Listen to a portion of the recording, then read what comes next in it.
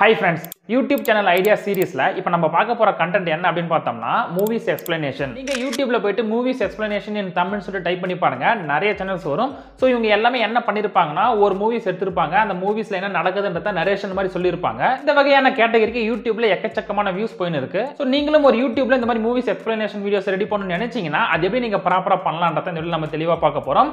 அதுக்கு முன்னாடி फ्रेंड्स இந்த YouTube channel idea சீரிஸ்ல நம்ம ஆல்ரெடி நிறைய வீடியோஸ் போட்டுருக்கோம். அந்த வீடியோஸோட லிங்க் எல்லாம் கீழ நான் பிளேலிஸ்ட்ல கொடுத்திருக்கேன். அந்த லிங்க் கிளிக் பண்ணி நீங்க செக் பண்ணி பாருங்க.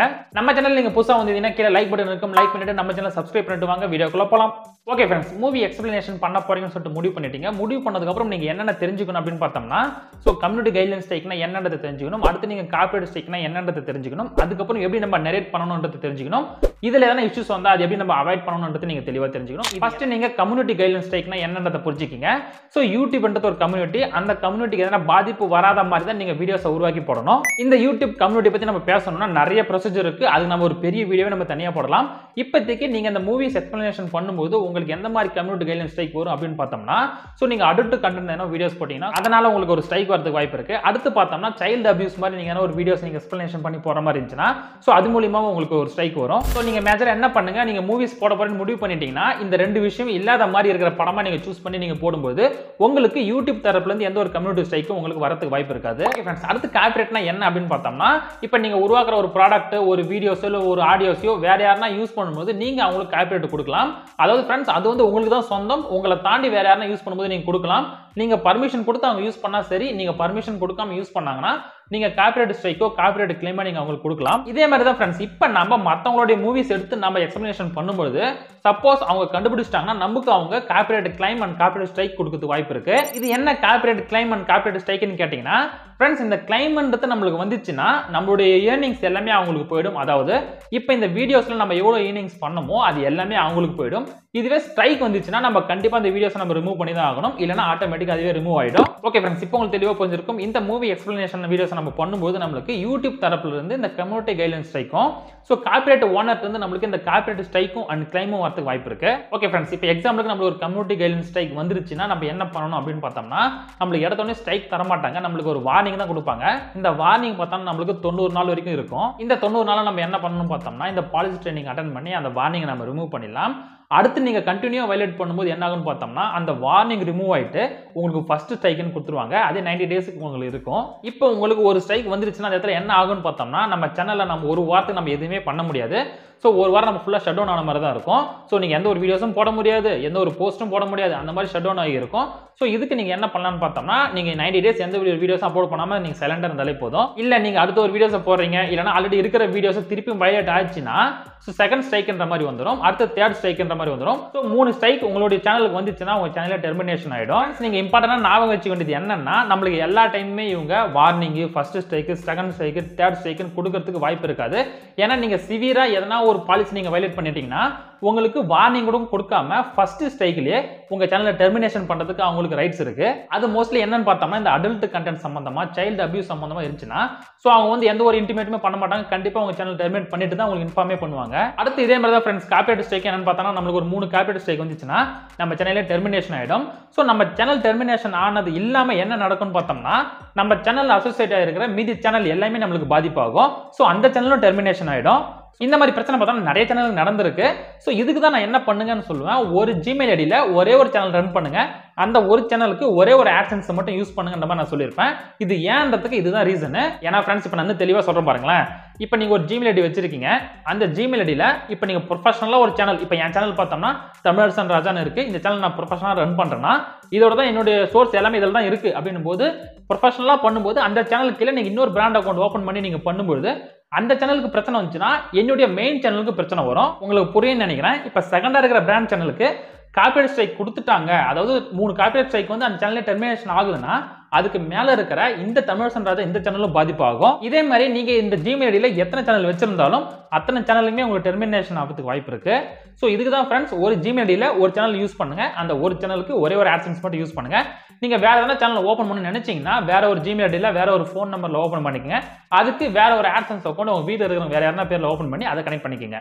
ஓகே फ्रेंड्स இவ்வளவு விஷயத்தை நீங்க தெரிஞ்சதுக்கு அப்புறம் தான் இந்த மூவி நரேஷனுக்குள்ள நீங்க வரணும். ஏன்னா फ्रेंड्स நீங்க இதெல்லாம் தெரியாம நீங்க இந்த மூவி நரேஷன் நீங்க பண்ண போறன்னு முடிவு பண்ணிட்டு நீங்க நிறைய வீடியோஸ் போட்டதுக்கு அப்புறம் இந்த பிரச்சனை எல்லாமே உங்களுக்கு வரும். சோ இதனால தான் என்ன பண்ணிட்டேன், நான் முன்னாடியே இந்த பிரச்சனை எல்லாம் இருக்குன்னு சொல்லிட்டு அதுக்கப்புறம் நான் மூவி நரேஷனுக்குள்ள வந்திருக்கேன். ஓகே, ஃபர்ஸ்ட் நீங்க என்ன பண்ணணும் அப்படின்னு பார்த்தோம்னா, நீங்க ஓல்டு மூவிஸை தான் எடுத்து போடணும். சோ இப்போ புதுசா ஒரு மூவிஸை நீங்க எடுத்து நீங்க போட்டீங்கன்னா கண்டிப்பா உங்களுக்கான இஷ்யூஸ் இருக்கும். ஏன்னா ஃப்ரெண்ட்ஸ், இப்போ புது மூவிஸ் எல்லாமே பார்த்தோம்னா நிறைய பெரிய பெரிய கார்ப்பரேட் கம்பெனிஸ் தான் பை பண்றாங்க. சோ அந்த கம்பெனிஸ்லாம் என்ன பண்ணுவாங்க பார்த்தா, நிறைய டீமை ஹையர் பண்ணி சோ இந்த மாதிரி பிளாட்ஃபார்ம்ல எங்க இருக்கோ அதெல்லாம் நீங்க ரெஸ்ட்ரிக்ட் பண்ணுங்க அந்த மாதிரி சொல்லுவாங்க. அந்த டைம்ல நம்மளோட வீடியோஸ் மாட்டுச்சுன்னா கண்டிப்பா நம்மளுக்கான ஸ்ட்ரைக் கொடுத்துருவாங்க. சோ கிளைம் கொடுக்கிறது அப்பாற்பட்ட விஷயம், நம்மளுக்கு ஸ்ட்ரைக்கே கொடுக்க வாய்ப்பு இருக்கு. ஏன்னா அது வந்து ஒரு புது படமா இருக்கும்போது நம்மளுக்கு ஸ்ட்ரைக் கொடுத்துருவாங்க. சோ இதுக்கு நீங்க என்ன பண்ணுங்க, பழைய படமா எடுத்து நீங்க போடலாம். சோ ஓல்டு மூவிஸ் நிறைய இருக்கு, அதர் லாங்குவேஜ்ல இன்னும் நிறைய இருக்கு. சோ நம்ம யூடியூப்ல பாக்குற நிறைய சேனல், மிஸ்டர் தமிழ் வந்தாலும் சரி, தமிழ் வாய்ஸ் ஓவர், இன்னும் நிறைய சேனல்லாம் இருக்கு. இவங்க எல்லாமே பார்த்தோம்னா மோஸ்ட்லி ஓல்டு மூவிஸ் தான் எடுத்து போடுவாங்க. கிட்டத்தட்ட பார்த்தோம்னா ஒரு 3 வருஷம் 4 வருஷத்துக்கு முன்னாடி வந்த படத்துல இருந்தா எடுத்து போடுவாங்க. இப்ப ரீசெண்டா இருக்கிற எந்த படமே அவங்க எடுக்க மாட்டாங்க. ஏன்னா அப்படி பண்ணாங்கன்னா அவங்க சேனலுக்கு அது இஷ்யூ வந்து முடிஞ்சிடும். ஓகே, அடுத்து செகண்ட் என்னன்னு பார்த்தோம்னா, எடிட்டிங் ஸ்கில் கொஞ்சம் தேவைப்படும். சோ எப்படி எடிட்டிங் பண்ணணும்னு பார்த்தோம்னா, நீங்க அந்த வீடியோஸ் அப்படியே எடுத்து கூட போட்டு பண்ணலாம், இல்லைன்னா நீங்க ஸ்லைட் ஷோ மூலமா நீங்க பண்ணலாம். மிஸ்டர் தமிழன் பார்த்தோம்னா அந்த வீடியோஸ் அப்படியே கொஞ்சம் கொஞ்சமா ஓட விட்டு வாய்ஸ் ஓவர் கொடுப்பாரு. இதுவே தமிழ் வாய்ஸ் ஓவர் பார்த்தோம்னா ஸ்லைட் ஷோ மாதிரி ரெடி பண்ணி அவங்க வீடியோஸ் மேக் பண்ணி போடுவாங்க. இதுல எது ப்ரோ பெஸ்ட் நீங்க கேட்டீங்கன்னா, சோ வீடியோஸ் போடுறது எனக்கு கொஞ்சம் ரிஸ்க் தான். சோ ஸ்லைட் ஷோ போடும்போது உங்களுக்கான ரிஸ்க் வந்து கொஞ்சம் கம்மியாகும். முடிஞ்ச அளவுக்கு நீங்க ஒரு ஸ்லைட் ஷோல நீங்க வீடியோஸ் போட்டு ட்ரை பண்ணுங்க. அது இல்லாம ஃப்ரெண்ட்ஸ், அவங்க மேல போற வீடியோஸ் பார்த்தோம்னா இன்னும் ட்ரிக்கியா என்ன யூஸ் பண்றாங்கன்னா, சோ இதுதான் நிறைய பேர் யூஸ் பண்றாங்க. சோ அந்த வீடியோஸ் அப்படியே அவங்க மிரர் பண்ணிடுவாங்க. அதனால இது கார்ப்பரேட் ஸ்ட்ரைக்ல இருந்து 90% தவிர்க்கிறதுக்கு வாய்ப்பு இருக்கு. சோ ஃப்ரெண்ட்ஸ், இப்போ யூடியூப்ல பார்த்தோம்னா எல்லாமே ரோபோ தான் சர்ச் பண்ணும். சோ இந்த கண்டென்ட் வேற எங்கனா இருந்தா அது ஃபைண்ட் அவுட் பண்ணி கொடுத்துரும் ஓனருக்கு. சோ அந்த டூலை நீங்க என்ன பண்ணுவாங்க, அப்படியே மிரர் பண்ணி யூஸ் பண்ணும்போது அது வந்து கார்ப்பரேட் டூல்ல இருந்து மாற்றத்துக்கு கொஞ்சம் கஷ்டமா இருக்கும். இந்த மிரர் மெத்தடை பயன்படுத்தி நிறைய வீடியோஸ் நரேஷன் பண்ணி போட்டுருக்காங்க. ஓகே ஃப்ரெண்ட்ஸ், இப்போ நீங்க ஓல்டு மூவிஸை எடுத்துட்டீங்க, அது எடிட்டிங் ஸ்கில் நீங்க லேர்ன் பண்ணிக்கிட்டீங்க. அடுத்து என்ன பண்ணணும்னு பார்த்தோம்னா, டிஸ்க்ளைமர் நம்ம ஆட் பண்ற மாதிரி இருக்கும். சோ ஒவ்வொரு மூவி ஸ்டார்ட் பண்றதுக்கு ஒரு 1 செகண்ட் நீங்க ஆட் பண்ற மாதிரி இருக்கும். அப்படி இல்லைன்னா உங்களுடைய வீடியோஸோட டிஸ்கிரிப்ஷன்ல நீங்க கார்ப்பரேட் டிஸ்க்ளைமர்னு சொல்லிட்டு ஆட் பண்ணலாம். இந்த கார்ப்பரேட் டிஸ்க்ளைமர்ல என்னன்னு பார்த்தோம்னா, இப்போ நீங்க பார்க்குற இந்த வீடியோஸோட டிஸ்கிரிப்ஷன்ல போய் செக் பண்ணி பாருங்க. நான் எனக்கு கீழே லாஸ்டா கொடுத்துருவோம் பாத்தீங்களா, அதை காப்பி பண்ணி நீங்க அப்படியே அந்த இடத்துல நீங்க பேஸ்ட் பண்ணிக்கலாம். சோ அதுதான் கார்ப்பரேட் டிஸ்க்ளைமர். இது எதுக்கு ப்ரோ நம்ம யூஸ் பண்ணணும் அப்படின்னு பார்த்தோம்னா, ஃப்ரெண்ட்ஸ், மற்றவங்களுடைய கண்டென்ட்டை எடுத்து நம்ம போடுறதுக்கு நம்மளுக்கு பர்மிஷன் இருக்கு. பட் அதை நம்ம எப்படி யூஸ் பண்ணணும்னு பார்த்தோம்னா, அதை நம்ம விமர்சிக்கிற மாதிரி சொல்லலாம், இல்லை எஜுகேஷன் பர்பஸ், இல்லை கிரிட்டிசிசம், இந்த மாதிரி நிறைய விஷயம் இருக்கு. ஸோ அதுக்காக நம்ம ஃபேர் யூஸ் பாலிசி அடிப்படையில் மற்றவங்களோட கண்டென்ட் எடுத்து நம்ம யூஸ் பண்ணலாம். பட் நிறைய பேர் என்ன பண்றாங்கன்னா, ஒரிஜினல் கண்டென்ட் எடுத்து அப்படியே போட்டுறாங்க. ஸோ அப்படி போடவே கூடாது. நம்ம ஒரு வாய்ஸ் ஓவர் கொடுத்து ஒரு சின்ன எடிட்டிங் பண்ணி போடும்போது நம்மளோட இன்புட் அதிகமாக இருக்கும்போது அது ஃபேர் யூஸ் பாலிசியில் வரும். இதனால நம்மளுக்கு பிரச்சனை வராமல் இருக்கிறதுக்கு நிறைய வாய்ப்பு இருக்கு. அதுக்கப்புறம் நீங்க என்ன பண்ணலாம்னு பார்த்தோம்னா, டிஸ்க்ளைமர் மாதிரியே டிஸ்கிரிப்ஷன்ல நீங்க உங்களுடைய மெயில் ஐடியை கொடுக்கலாம். சப்போஸ் ஏதாவது ஒரு கார்ப்பரேட் இஷ்யூஸ் இருந்துன்னா இதை கான்டாக்ட் பண்ணுங்க, நான் அந்த வீடியோஸை ரிமூவ் பண்ணிடுறேன் அப்படின்ற மாதிரி ஒரு ரிக்வெஸ்டா நம்ம ஒரு மெயில் ஐடி நம்ம உள்ள இன்சர்ட் பண்ணலாம். ஸோ இந்த மாதிரி நம்ம பண்ணும்போதும் கார்ப்பரேட் ஸ்ட்ரைக்ல இருந்து நம்ம தப்பிக்கிறதுக்கு வாய்ப்பு இருக்கு. ஓகே ஃப்ரெண்ட்ஸ், இப்போ உங்களுக்கு டவுட் வந்திருக்கும், யூடியூப்ல இருக்கிற எல்லா சேனலும் இதை தான் ஃபாலோ பண்ணலன்னு கேட்டால் இதுதான் ரூல்ஸ், இதுதான் அவங்க ஃபாலோ பண்ணி ஆகணும். ஸோ அவங்களுக்கு கம்யூனிட்டி கைட்லைன் ஸ்ட்ரைக் வரலனாலும் கார்ப்பரேட்லேருந்து ஸ்ட்ரைக் வந்திருக்கும். ஸோ அவங்களுக்கு தெளிவாக தெரியும் இந்த மாதிரி ஸ்ட்ரைக் வந்ததுக்கப்புறம் என்ன பண்ணணும் என்ன பண்ணக்கூடாதுன்னு சொல்லிட்டு. ஸோ அவங்க இதை தான் ஃபாலோ பண்ணுறாங்க. ஸோ அதனால தான் ஃப்ரெண்ட்ஸ், இப்போ மிஸ்டர் தமிழ்லேயே நீங்கள் செக் பண்ணி பாருங்க. மிஸ்டர் தமிழ்ன்ற பேரில் நிறைய சேனல் இருக்கும். எல்லாமே பார்த்தோம்னா அவரே தான் வாய்ஸ் ஓவர் கொடுத்து டிஃப்ரெண்ட் சேனலாக வச்சிருப்பாரு. இதுக்கு காரணம் எதனா ஒரு சேனல் பண்ணாலும் ஒரு சேனல் நம்மளுக்கு காப்பாற்றுன்றதுக்காக தான்.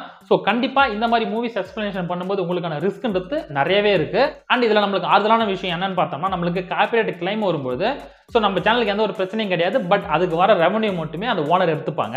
சோ இதுக்காக நீங்க எதுவும் கவலைப்படாதீங்க. மீதி இருக்கிற வீடியோஸ்ல ரெவன்யூ உங்களுக்கு தான் வரும். இல்ல ப்ரோ, அந்த ரெவன்யூ உங்களுக்கு போகக்கூடாதுன்னு நினைச்சீங்கன்னா அந்த வீடியோஸை டெலீட் பண்ணிட்டு அதில் எங்க கிளைம் வருதுன்ற பார்த்துட்டு ஸோ அதை இன்னும் நீங்கள் டெக்னிக்கலாக எடிட் பண்ணி கூட நீங்கள் உள்ள அப்லோட் பண்ணலாம். ஸோ இந்த ப்ராசஸ் எல்லாமே ஃப்ரெண்ட்ஸ் பிகினராக வரவங்களுக்கு கண்டிப்பாக ரொம்ப கஷ்டமாக இருக்கும். ஸோ ஒரு சில எக்ஸ்பீரியன்ஸ் பண்ணும்போது தான் அந்த எக்ஸ்பீரியன்ஸ் நிறைய விஷயம் கற்றுப்பீங்க. அந்த விஷயத்துல இருந்தால் நீங்கள் அடுத்த சேனல் நீங்கள் ரன் பண்ணி கொண்டு போக முடியும். ஓகே ஃப்ரெண்ட்ஸ், ஃபைனலாக என்னோட சஜஷன் என்னன்னு பார்த்தோம்னா, பிகினராக யூடியூப்ல வரங்க இந்த யூடியூப் சேனல் ஐடியாஸை நீங்கள் எடுத்துக்காதீங்க. இதை தவறும் இன்னும் நிறைய ஐடியாஸ் இருக்கு. ஸோ அந்த ஐடியாஸோட பிளேலிஸ்ட் ஆல்ரெடி இங்கே கொடுத்துருக்கேன். இதை போய் செக் பண்ணி பாருங்க. இதில் ஈஸியாக இருக்கிற அந்த யூடியூப் சேனல் ஐடியாஸ் எடுத்து அதுலேருந்து நீங்கள் வீடியோஸ் மேக் பண்ணி போடுங்க. நான் உங்களை இந்த வீடியோவில் சந்திக்கிறேன். நன்றி, வணக்கம்.